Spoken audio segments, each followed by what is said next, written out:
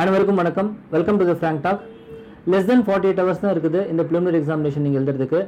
So இந்த less than 48 ஹவர்ஸில், அதாவது எக்ஸாக்ட்லி 2 டேஸில் நீங்கள் டூஸ் அண்ட் டோன்ட்ஸ் என்ன அப்படிங்கிறத பற்றி நம்ம பார்க்கலாம்னு நினைக்கிறோம். நம்மளோட கிஷோர் இருக்கிறாரு. கிஷோர் சொல்லுங்கள் சார். லாஸ்ட் மொமெண்ட் இப்போ ஸ்டூடெண்ட்ஸ் ஒரு வருஷம் ப்ரிப்பேர் பண்ணியிருப்பாங்க. ஜஸ்ட் இந்த கடைசி நாள், நாளைக்கு தான் last day before the examination. எப்படி ஸ்டூடெண்ட்ஸ் ஃபீல் பண்ணுவாங்கன்னு நினைக்கிறீங்க? நீங்களும் ஒரு ஆஸ்பிரண்ட்டு, நானும் ரொம்ப நேரம் ஆஸ்பிரண்ட் தான். ஸோ அந்த ஸ்டூடெண்ட்டோட மைண்ட் செட் எப்படி இருக்கும் அப்படிங்கிறத பற்றி நம்ம பேசுவோம். Okay sir. நான் பேசுகிறதுனால அந்த பார்க்குற ஸ்டூடெண்ட்ஸுக்கு எதனாச்சும் இதுலேருந்து சில பாயிண்ட்ஸ் எடுத்து அதை அவங்களுக்கு எக்ஸாமினேஷன் எழுதும்போது ஒரு நல்ல மனநிலையை கொடுக்கும் அப்படின்னா நான் பேசுகிறதோட சக்ஸஸ் அதுதான் அப்படின்னு நான் நினைக்கிறேன். கரெக்ட் தான் sir. Sir first student point of வியூலேருந்து என்னென்னலாம் எதிர்பார்க்கலாம், இல்லை என்னென்னலாம் பண்ணணுன்றதை நான் உங்ககிட்ட கேட்குறேன். ஆனால் அதுக்கு முன்னாடி ஒரு நாள் இருக்கும்போது எனக்கு எப்படி இருக்கும் அப்படின்னா, ஆஸ் ஆஸ்பிரண்ட்டாக ஒரு சில நேரங்களில் சீக்கிரம் எப்படா இந்த ஒரு நாள் போகும்னு இருக்கும். சில நேரம் வந்து இன்னும் அப்போ தான் வந்து நிறைய விஷயங்கள் வந்து இந்த டாபிக் படிக்கலையே, அந்த டாபிக் படிக்கலையே, இந்த மாதிரியான விஷயங்கள்லாம் தோணும். இந்த ரெண்டு விஷயத்துலையுமே நம்ம நிறைய வாட்டி இருந்தோம். ஸோ ஃபஸ்ட்டு விஷயம் என்னன்னு கேட்கலான்னா, இன்னும் இந்த ஒரு நாள் இல்லைன்னா இன்னும் 1.5 நாள் இருக்குதுன்னு வச்சுக்கோங்க சார். இதை நம்ம எப்படி இந்த எக்ஸாமுக்கு முன்னாடி என்ன பண்ணலாம்? நீங்கள் நினைக்கிற மாதிரி எல்லா ஸ்டூடெண்ட்ஸ்க்கும் அந்த ஃபீலிங் இருக்கும். ஐயோ ஒரு நாள் தானே இருக்குது, இன்னும் ஒரு யூபிஎஸ்சி ஒரு வாரம் எக்ஸ்டெண்ட் பண்ணால் நல்லா இருக்குமேங்கிற ஃபீலிங் நாங்கள் படிக்கும்போது அப்படி யோசிச்சு பார்ப்போம். இன்னும் ஒரு 7 days நம்மளுக்கு எக்ஸ்ட்ரா இருந்தால் போதும், எல்லா டாப்பிக்கும் நம்ம கம்ப்ளீட்டாக ரிவிஷன் பண்ணிடலாம் அப்படிங்கிற மாதிரி மைண்ட் செட்லாம் நம்மளுக்கு இருக்கும். ஓகே, நீங்கள் ஒரு நாள் சீக்கிரம் முடிஞ்சிடணும் அப்படின்னு நினைக்கிறீங்க. நாங்கள் படிக்கிற காலத்தில் ஒரு வாரம் தள்ளி போனால் நல்லா இருக்குமே, ரிவிஷன் பண்ணிடலாம் அப்படிங்கிற மாதிரி ஒரு ரெண்டு இதுவும் இருக்கும் சார். எனக்கு ஒரு நாள் சீக்கிரம் போயிட்டா நல்லா இருக்கும். சில நேரம் ஓட்டி விட்டுடலான்னு இருக்கும். ஆனால் சில நேரம் வந்து ஓட்டி விடலாம்னு நினைக்கும் போது இந்த டாபிக் படிக்கலாம், அந்த டாபிக் படிக்கலாம்னு மைண்டில் வரும். ஆமாம், எப்பவுமே ஸ்டூடெண்ட்ஸ் என்ன நினைப்பாங்க, ஒரு நாள் இருக்கும்போது அந்த மாதிரி ஒரு ஃபீலிங் இருக்குது. பேசிக்கலாக எல்லா ஸ்டூடெண்ட்ஸ்க்கு என்ன தெரியும், இப்போ நான் பார்க்குறது என்னென்னா, ஒரு டாபிக் எடுத்தால் இந்த டாபிக் எத்தனை டைம் படிச்சிருந்தா கூட என்ன புதுசாக தெரியும், படிக்காத மாதிரி தெரியும், இல்லை படித்த மாதிரி இருக்குது ஆனால் யோசிச்சு பார்த்தா ஒரு ஐடியாவும் வராது. இந்த கடைசி நாளில் வந்து எப்படி இருக்கும்னா, last 1 or 2 days most of the ஸ்டூடெண்ட்ஸ்க்கு எப்படி இருக்கும்னா, ஒன்றுமே ஞாபகம் இல்லாத மாதிரி டோட்டல் பிளாங்கான ஒரு ஃபீலிங் இருக்கும். டோட்டல் பிளாங்க் அப்படின்னா என்ன ஆகும்னா, அந்த ஸ்டூடெண்ட்ஸுக்கு வந்து அது பயத்தை கொடுக்கும். நம்ம என்ன பண்ணுறது, இந்த எக்ஸாம் எழுதலாமா வேண்டாமா, நாளைக்கு ஒரு நாள் தான் இருக்குது, நம்ம நல்லா தான் படித்தோம் ஆனால் ஒன்றுமே தெரிய மாட்டேங்குது. கொஸ்டின் பேப்பர்லாம் கடைசி நாள் எடுத்து பார்த்தா ஒன்றுமே தெரியாது. ஸ்டூடெண்ட்ஸ் 2-3 பேர் உட்காந்து ஒரு கொஸ்டின் பேப்பர் எடுத்து பார்த்தா, ஏன்டா இது கூட உனக்கு தெரியல அவன் சொல்லுவான், அது கூட உனக்கு தெரியல நீங்கள் அவனு சொல்லுவீங்க, ஒன்றுமே தெரியாமல் டேட்டா ஃபண்டமெண்டல் டேட்டாவே தெரியாமல் போயிடும். ஸோ இப்படி இருக்கிறதுங்கிறது இது ஒரு நார்மல் தான். ஸ்டூடெண்ட்ஸ் இதை பற்றி ஒன்றும் பயப்பட தேவையில்லை. இது ஏன் இப்படி இருக்குதுன்னா, எக்ஸாமினேஷனுடைய ஒரு டென்ஷன்னால நம்ம நார்மலாக நம்மளுக்கு அந்த ரிலாக்ஸ்டு மைண்ட் செட் இல்லாதனால அப்படி இருக்குது. ஓகே சார், அதுதான் மெயின் ரீசன். இவங்க படித்தாங்க எல்லாம் மறந்து போச்சுங்கிறது கிடையாது. அப்படிலாம் மறக்காது, சயின்டிஃபிக்காக அது மறக்காது. ரெகுலராக ஒரு ஸ்டூடெண்ட் படிச்சிருந்தாரு அப்படின்னா கண்டிப்பாக அவனுக்கு எல்லாமே ஞாபகம் இருக்கும். ஆனால் அந்த ஃப்ளாஷ் ஆஃப் செகண்ட் இப்போ வராமல் இருக்கும். பட் எக்ஸாமினேஷனில் நார்மலாக வந்துடும். என்ன பண்ணலாம் சார் இந்த ஒரு நாள்? என்ன பண்ணலாம்? Process, believe the process, do the process. ப்ராசஸ்னால் என்ன? எப்போவுமே என்ன பண்ணோம், நம்ம கடைசி நாள் என்ன ரிவிஷனுக்கு வச்சுருக்கிறோம். இந்த ரிவிஷனு நம்ம கான்ஸ்டண்ட்டாக நம்ம படிக்கிறத ரிவிஷன் பண்ணுறோம், அவ்வளோதான். அந்த ரிவிஷன் நம்ம என்ன ஷெட்யூல் போட்டு வச்சுருக்கோமோ அக்கார்டிங்லி அதை போட்டு ஒரு 10 to 12 hours நம்ம மைண்டுக்கு நம்ம ரிவிஷன் பண்ணுறோம். இந்த லாஸ்ட் நாள் ஒரு 12 hours 13 hours நீங்கள் படிக்கிறதுனால புதுசாக எதுவும் லேர்ன் பண்ண போகிறதில்ல. மோஸ்ட் ஆஃப் த டைம் அது வந்து ஒரு செரிமோனியலாக தான் இருக்கும். எல்லாமே உங்களுக்கு தெரிஞ்சிருக்கும். ஆனால் நீங்கள் சும்மா எடுத்து உட்காந்துருப்பீங்க. உங்களுக்கே நல்லா தெரியும் இன்றைக்கி படிக்க போகிறது, நாளைக்கு வந்தால் வராட்டி ஒரு வருஷம் 365 நாள் நீங்கள் படித்தது இன்றைக்கி ஒரு நாள் படிக்கிறது வரப்போதா அப்படின்ற மாதிரிலாம் யோசனை வரும். அப்போ நான் என்ன சொல்கிறேன், செரிமோனியலாக நீங்கள் ஃபாலோ பண்ணுங்கள். எந்த காலையில் உட்காருங்க, எடுத்து ரிவிஷன் பண்ணுங்கள். ஜஸ்ட் எல்லாத்தையும் டேட்டாஸ் எல்லாம் கொஞ்சம் திருப்பி பார்த்துட்டே போங்க. கரண்ட் அஃபேர்ஸ் டாபிக்ஸ் சில அதெல்லாம் டாபிக் ரிவிஷன் பண்ண மாதிரி இருக்கும். ப்ரீவியஸ் இயரில் நீங்கள் கடைசி நேரத்தில் டேட்டாஸ் மறக்கிற மாதிரி சில டேட்டாஸ்லாம் வச்சுருப்போம். அந்த டேட்டாஸ் எல்லாம் ரிவிஷன் பண்ணிட்டே போங்க. ஃபார் எக்ஸாம்பிள் கமிட்டிஸ், ரிப்போர்ட்ஸ் இந்த மாதிரி எல்லாமே. ஆனால் செகண்ட் பாயிண்ட் என்ன, இது நாளைக்கு வருமா வராதுங்கிற கேள்வியே இருக்கக்கூடாது. உங்களுக்கு படிக்கும் இல்லாமல் படிக்கணும். அதான் அதுதான் பிலீவ் இன் த ப்ராசஸ் நான் சொல்கிறேன். You believe in the process, டவுட்டே இல்லாமல் ஜஸ்ட் கீப் ரிவைசிங். ஓகே, அந்த ரிவைஸ் பண்ணாலே அந்த ஒரு நாள் அது அவனுக்கு வந்து அந்த நாளைக்கு என்ன ஆகும், கொஸ்டின் வருமா, கஷ்டமாக இருக்குமா, ஈஸியாக இருக்குமா, இந்த குழப்பம் பண்ணக்கூடாது. Just has to follow the process, அவ்வளோதான் சார். இந்த ஒரு நாளை கடந்துட்டோம் சார். ஆமாம், அடுத்த நாள் வந்து அரை மணி நேரம் முன்னாடி, அதாவது பரீட்சை அன்னைக்கு 1/2 மணி நேரத்துக்கு முன்னாடி வரைக்கும் அந்த ஃப்ரீயாக விட சொல்லுவீங்க. எப்பயுமே ஒரு 9:30க்கு இது எக்ஸாம்னா ஒரு 9க்கு கொஞ்சம் ஃப்ரீ ஆகிடுங்க அப்படின்னு சொல்லுவீங்க. அது எதுக்காக சார் சொல்றீங்க? இல்லை அது மாதிரி இருக்கலாமா? இல்லை, பேசிக்காக என்னென்னா, ஒரு நாள் கடந்தோம், பரீட்சைக்கு முன்னாடியும் நடுவில் ஒரு 12 மணி நேரம் கேப் இருக்குது. அது ரொம்ப குரூஷியல். அதாவது என்னன்னா, நாளைக்கு நைட்டுக்கு அப்புறம் 4ஆம் நாளைக்கு பரீட்சைக்கு போகிறது காலையில் முன்னாடி அந்த நைட் கண்டிப்பாக எல்லாருமே நம்ம படுத்து ரெஸ்ட் எடுக்கணும். தூக்கம் கண்டிப்பா வராது, அது எல்லாருக்கும் தெரியும். ஆனா நீங்க வந்து பிசிக்கலா நீங்க உங்க பெட்ல வந்து படுத்துட்டு கண்ணை மூடணும். பிகாஸ் நீங்க வந்து நாளைக்கு அதாவது சண்டே போய் நீங்க எக்ஸாம் எழுதும் போது உங்களோட பிரெயின் வந்து ரொம்ப ஆக்டிவா இருக்க போது, நிறைய டேட்டாவை ப்ராசஸ் பண்ண போது, அது கம்ப்யூட்டர் மாதிரி தானே, நிறைய டேட்டா ப்ராசஸ் பண்ண போது ஒரு கொஸ்டின்ல 4 ஸ்டேட்மெண்ட், ஒரு ஸ்டேட்மெண்ட் அங்கே ஒரு ஸ்டேட்மெண்ட் இங்கே எல்லாம் அனலைஸ் பண்ண போகுது. அதெல்லாம் எப்போ எக்ஸாக்டாக நடக்கும்னா நீங்க கூலா இருந்தால் தான் அதெல்லாம் வேலை நடக்கும். அப்போ நீங்க கூலா இருக்கணும்னா உங்களுக்கு மென்டலில் எனர்ஜி தேவை. You need energy. ஃபிசிக்கலாகவும் நீங்கள் ஃபிட்டாக இருக்கணும். அதனால நான் என்ன சொல்லுவேன்னா, நல்லபடியாக மாடரேட்டாக சாப்பிடுங்க. அது இன்னொரு விஷயம், கடைசி நிறைய பேர் என்ன ப்ரிப்பரேஷன் முடியுது, நாளைக்கு தான் பரிச்சை, நாளைக்கு பரிச்சை, சண்டே தானே எக்ஸாமு, சாட்டர்டே ஒரு ட்ரீட் பண்ணுவோம் நிறைய பேர் பண்ணுவான். அப்படி பண்ணனா அது கதை முடிஞ்சு போயிடும். அதனால நார்மலாக என்ன சாப்பிட்றோமோ அது லைட் அண்ட் சாப்பிட்டு முடிஞ்ச அளவு கொஞ்சம் ஏர்லியாக தூங்குறது கூட நல்லதுன்னு நான் நினைக்கிறேன். அரௌண்ட் ஒரு 10 o'clock நீங்கள் வந்து 9:30 10க்கு தூக்கம் வரதுலேயே பெட்டில் படுத்துடலாம். லைட் ஆஃப் பண்ணிட்டு அவ்வளோதான். செல்ஃபோனை நோண்டுறது இதெல்லாம் கொஞ்சம் இது பண்ணாமல் படுத்துட்டு அதுக்கப்புறம் அடுத்த நாள் காலையில் நம்ம கொஞ்சம் அரௌண்ட் ஒரு நார்மல் டைமில் எழுந்திரிச்சு ஓகே முடிஞ்ச நாளைக்கு, அதாவது ஒரு நாளைக்கு முன்னாடி எக்ஸாமினேஷனுக்கு ஒரு நாளைக்கு முன்னாடி நாளைக்கு அதாவது நீங்கள் போயிட்டு ஒரு எக்ஸாமினேஷன் சென்டரை ஒரு டைம் விசிட் பண்ணுறது நல்லது. ஏன்னா நிறைய பேருக்கு இந்த எக்ஸாமினேஷன் சென்டர் போட்டிருக்கோம், அவன் ஒரு மனசில் நினச்சி வச்சிருப்பான், அங்கே போனால் அந்த எக்ஸாமினேஷன் சென்டர் அதுதான் இருக்காது. அப்போ கடைசி டயத்தில் அந்த டென்ஷன் எனக்கு ஒரு டைம் ஒரு சில நேரங்களில் வந்து ஒரே ஸ்கூல் வந்து 4-5 இடத்துல இருக்கும் sir. For example Ziyan matriculation வந்து அங்கங்க இருக்கும். ஆமா கரெக்ட். நிறைய பேர் அந்த மாதிரி மாறி போயிருக்காங்க. அது ஒரு ரீசன். செகண்ட் பாயிண்ட், அந்த ஸ்கூல் எந்த இடம்னு சொல்லி நம்மளுக்கு தெரிஞ்சு போயிடும். நம்மளுக்கு வந்து அந்த ஸ்கூல் தெரிஞ்சிடும். ஆனா என்ன பிரச்சனைன்னா, அந்த ஸ்கூலுக்கு நீங்க போய் அந்த ஸ்கூலுக்கு போனீங்கன்னா அங்க பார்க்கிங் இருக்காது. நீங்க வந்து ஒரு பைக் எடுத்துட்டு போவீங்க, இல்ல கார் எடுத்துட்டு போவீங்க, அங்க பார்க்கிங் இருக்காது. அந்த ஒரு இஷ்யூ இருக்கும் நம்மளுக்கு. அந்த இஷ்யூ இருக்கிறதுனால அன்னைக்கு போய் நாளைக்கு காலையில் எக்ஸாம் அன்னைக்கு போயிட்டு அதை டென்ஷன் ஆகிறதுக்கு பதிலாக ஒரு நாள் முன்னாடியே போயிட்டு எங்கே பார்க்கிங் நம்ம பார்த்துக்கலாம் ஃபர்ஸ்ட் திங்கு. செகண்ட்லி இன்னொன்று என்ன பண்ண முடியும்னா, நீங்கள் வந்து சாப்பாடு எங்கேயாச்சும் கடை அங்கே பக்கத்தில் இருக்குதா, பிரேக் எப்போவுமே பார்த்தீங்கன்னா எல்லா ஸ்டூடெண்ட்டும் அன்னைக்கு அந்த ஒரு நாள் அந்த ஒரு கடை அங்கே போய் எல்லாம் உட்காந்துருப்பான். காலையில் 2 இட்லி சாப்பிடணும்னு போனால் கூட 1 மணி நேரம் பண்ணிடுவாங்க. சில டைம்லாம் இந்த வெரைட்டி ரைஸ் வந்து இந்த எக்ஸாமினேஷன் டைத்தில் சண்டே அந்த அவங்களுக்கு தெரியும் போடுவாங்க, பயங்கர கூட்டமாக இருக்கும், லைனில் நின்றுருப்பான். அதுலேயே நம்மளுக்கு டென்ஷன் ஆகிடும். ஸோ இதெல்லாம் அவாய்ட் பண்ணுறதுக்கு it is always better you go ahead. ஒரு நாள் முன்னாடி போய் அந்த சென்டரை பார்த்துட்டு வந்துட்டு போனோமா, சென்டரை பார்த்தோம் வந்தோமா, அதோட இருந்துடணும். அவ்வளோதான். ப்ளஸ் அடுத்த நாள் நீங்கள் காலையில் எப்பவுமே இயர்லியராக போகிறது நல்லதுன்னு நினைக்கிறேன். ஆமாம். ஓகே, எக்ஸாமினேஷன் 9:30க்குன்னா அட்லீஸ்ட் நீங்கள் ஒரு 8 o'clock அங்கே இருக்கிறது பெட்டர் நான் நினைக்கிறேன்.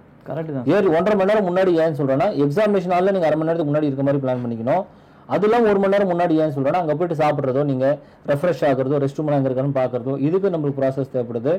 அடுத்தது ரொம்ப முக்கியமான விஷயம் என்னன்னா, அங்கே போயிட்டு நம்ம கொஞ்சம் we have to just calm down. பரபரப்போட எக்ஸாமினேஷன் போகிறது நல்லதில்லை.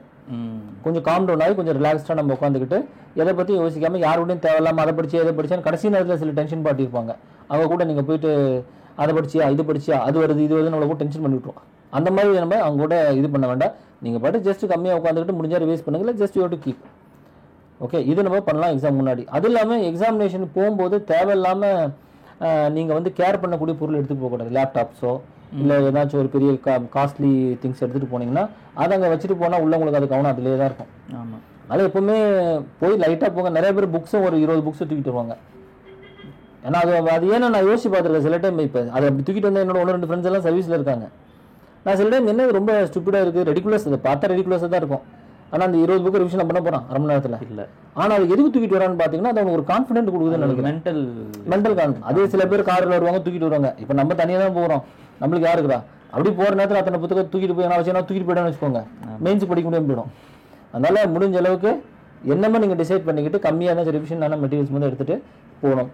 முக்கியமான அந்த என்னென்னா ஹால் டிக்கெட் எடுத்துகிட்டு போகணும். இந்த விஷயத்தெல்லாம் பார்த்துக்கணும். பேனா பென்சிலு அப்புறமேட்டு மற்றபடி ஐடி கார்டு, ஆமாம் analog watch, ID ticket, ID எல்லாத்தையும் நீங்கள் எடுத்துகிட்டு போகிறது. இது எல்லாமே 1-2 கிராஸ் செக் பண்ணிக்கிறது நல்லது. மோட் ஆஃப் டிரான்ஸ்போர்ட் அரேஞ்ச் பண்ணுறதும் பெஸ்ட்டு. ஆனால் சில டைம் அன்னைக்கு காலையில் போய் வரீங்க, அன்னைக்கு நீங்கள் போகிற அன்னைக்கு பஸ் வராது. நம்ம நேரமும் அப்படி தான் இருக்கும் எல்லாருக்குமே. அது தேவையில்லாத எக்ஸ்ட்ரா ப்ரெஷர். ஆமாம், சில பேர் காலையில் இருந்து அப்போ பார்த்து ஓலா புக் பண்ணுவான். எல்லாருமே அப்போ தான் ஓலா புக் பண்ணிருப்பான், கிடைக்காது நம்மளுக்கு. இல்லைனா எக்ஸார்பண்ட் ஹை ப்ரைஸாக இருக்கும். அதனால டிரான்ஸ்போர்ட் அரேஞ்ச் பண்ணுறதோ எக்ஸாமினேஷன் சென்டர் பார்க்குறது இந்த பிரச்சனை எக்ஸாமினேஷன் அன்னைக்கு உங்களுக்கு இருக்கக்கூடாது. ஈஸியாக எந்திரிச்சு போய் காலையில் இறங்கணுமா, சாப்பிட்டோமா, எக்ஸாமினேஷன் நல்லா போய் நீங்கள் உட்காரணும். இதுக்கு எந்த டென்ஷன் இல்லாமல் போய் உட்காந்தாலே எனக்கு தெரிஞ்சு ஒரு 25% நீங்கள் வந்து கிளியர் பண்ணிட்டீங்கன்னு அர்த்தம். சார் இப்போ அடுத்து 75க்கு வருவோம் சார். 9:30க்கு நீங்கள் வந்து உட்காந்துட்டீங்க. ஆமாம், இப்போ 9:30லேருந்து 11:30 எக்ஸாம். இப்போ மைண்ட் செட் எப்படி இருக்கணும்? ஃபர்ஸ்ட் 5 minutes குரூஷியல்னு நீங்கள் எப்பயுமே சொல்லுவாங்க. அப்போ என்ன பண்ணணும்? நார்மலாக பார்த்தீங்கன்னா 9:30க்கு நீங்கள் ஒரு 9:15க்கு உள்ள விட்டுருவாங்க. 15 minutes முன்னாடி போய் உட்காந்துருக்கலாம். 9:30 ஆன உடனே சில ஸ்கூல்ல என்ன பண்ணுவாங்கன்னா 9:30 பெல் அடிச்ச உடனே தான் கொஸ்டின் பேப்பர் டிஸ்ட்ரிபியூட் பண்ணுவாங்க. சில இதுல என்ன பண்ணுவாங்க, முன்னாடியே கொடுத்துருவாங்க. ஆனா பெல் அடிச்சதுக்கு அப்புறம் திறக்கணும்னு சொல்லுவாங்க. திறக்க கூடாதுன்னு பெல் அடிச்சதுக்கு அப்புறம் திறக்கணும்னு சொல்லி முன்னாடி வச்சிருவாங்க. பெல் அடிக்கிற வரைக்கும் திறக்க கூடாது. ஆனா கொஞ்சம் பேர் ரைட்டா திறந்த கொஸ்டின் பேப்பர் பார்ப்பான், இதெல்லாம் இருக்கும். பட் பேசிக்கலா நான் என்ன சொல்றேன், 1 or 2 minutes கூட குரூஷியல் தான். முடிஞ்ச இந்த எக்ஸாமினர் யார் வராங்க அவன்கிட்ட கொஸ்டின் பேப்பர் முன்னாடி கொடுக்க சொல்லிடுங்க, எல்லாமே டிஸ்ட்ரிபியூட் பண்ண சொல்லிடலாம். சில பேர் அது கொஞ்சம் எங்க இருப்பாங்க, ரொம்ப சின்ன பொண்ணுங்களா இருப்பாங்க, கேட்டு சொன்னா கேட்டுக்குவாங்க, ஸ்கூல் டீச்சர்ஸ் எல்லாம். அப்படி அவங்ககிட்ட எக்ஸாமினேஷன் அந்த கொஸ்டின் பேப்பர் கொடுக்க சொல்லிட்டோம்னா வாங்கி நம்ம வச்சுக்கிட்டு 9:30 when it starts we can open that. But first thing அதில் என்ன பண்ணணும்னா, ஓப்பன் பண்ண உடனே எடுத்தோடனே ஃபர்ஸ்ட் கொஸ்டின் செகண்ட் கொஸ்டின் இப்படி பார்க்காம ஃபர்ஸ்ட் அந்த கொஸ்டின் பேப்பரை வந்து see whether all the pages are printed. இது ரொம்ப ரொம்ப முக்கியம். ஏன்னா நடுவில் நீங்கள் கண்டுபிடிச்சி ஏதாச்சும் கொஸ்டின் பேப்பரில் மிஸ் ஆயிடுச்சுன்னா ரொம்ப பெரிய கிரைசிஸ் ஆகிடும். ஆமாம், correct. First see whether all the questions are, சும்மா ஃபாஸ்ட்டாக இது தனித்தனியாக பார்க்க ரொம்ப ரேண்டமாக ஒரு 30 செகண்ட்ஸில் ஒரு 15 to 30 செகண்ட்ஸில் எல்லா பேஜஸ் இருக்குதா, 100 கொஸ்டின்ஸ் இருக்குதா, okay clear, that is clear, 100 questions are தேர்.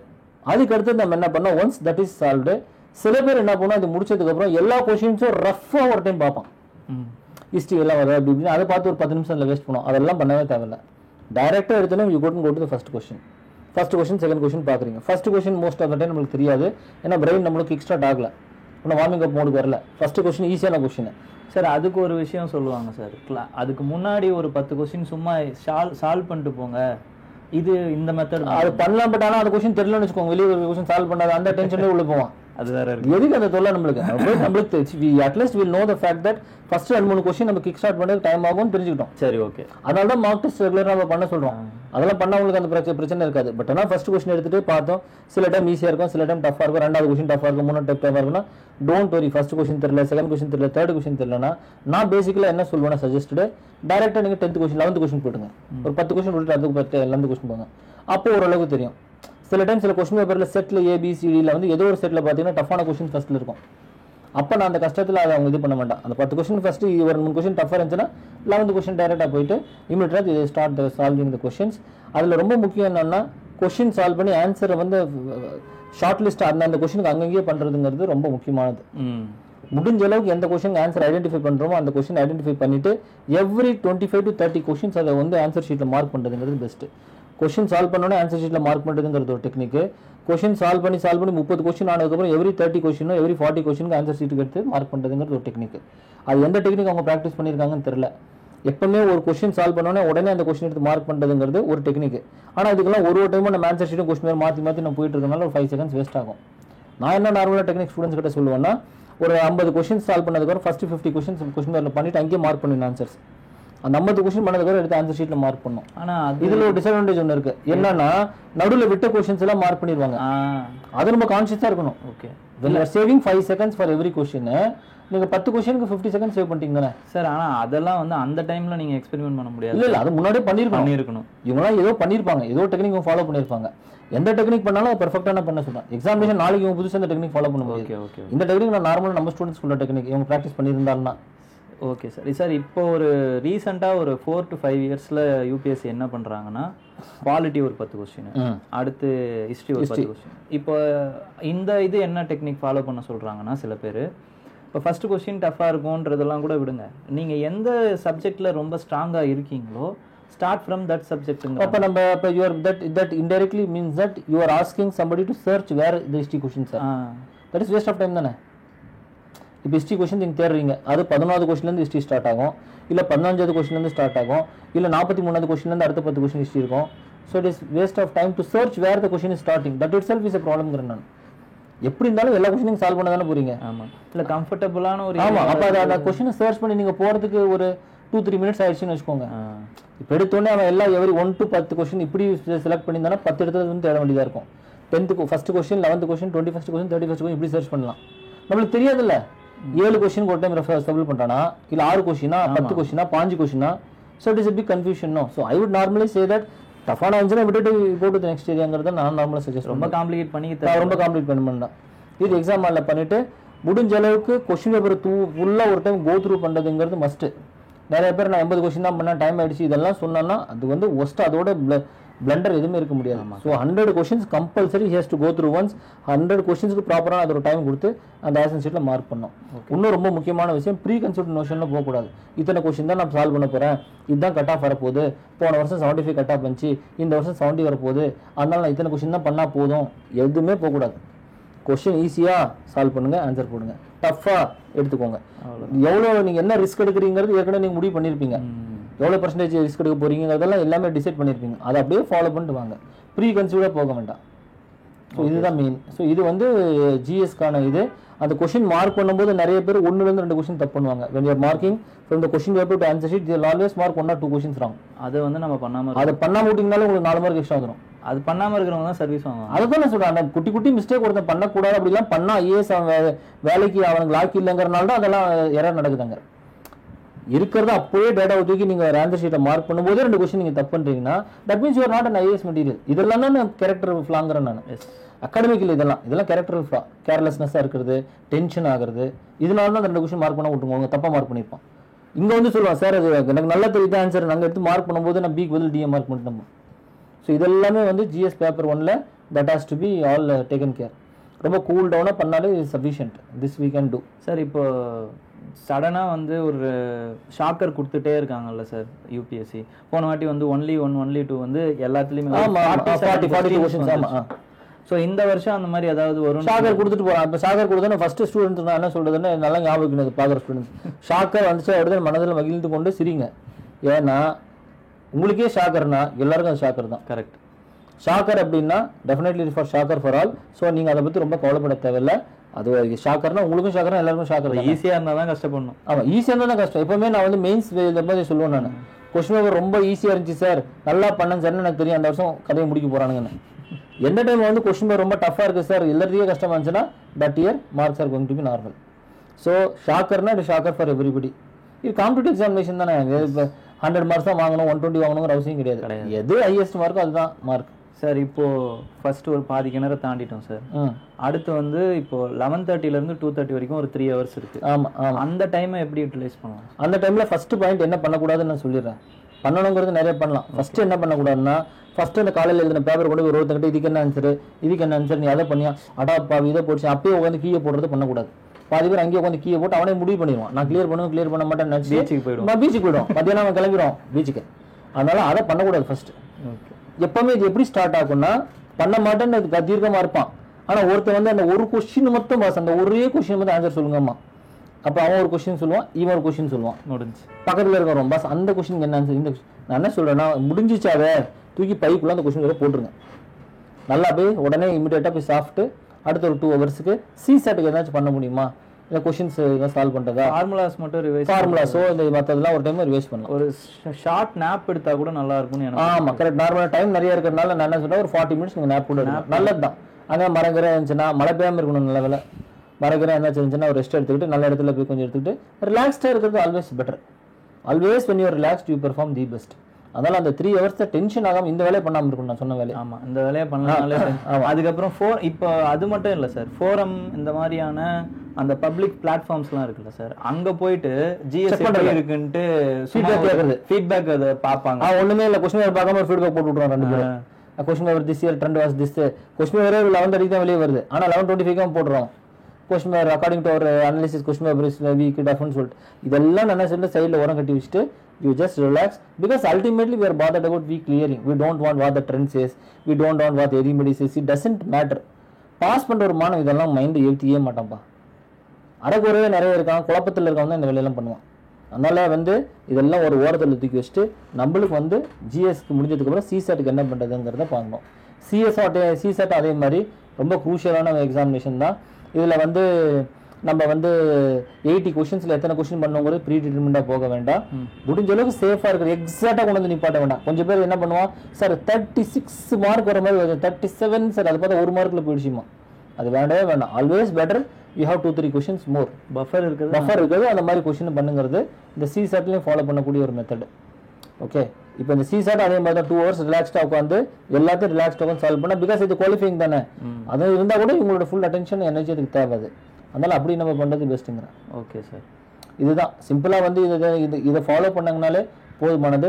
ரொம்ப டென்ஷன் ஆக வேண்டாம், அவ்வளோதான். Last 1 day nothing to be tension, nothing to be worried.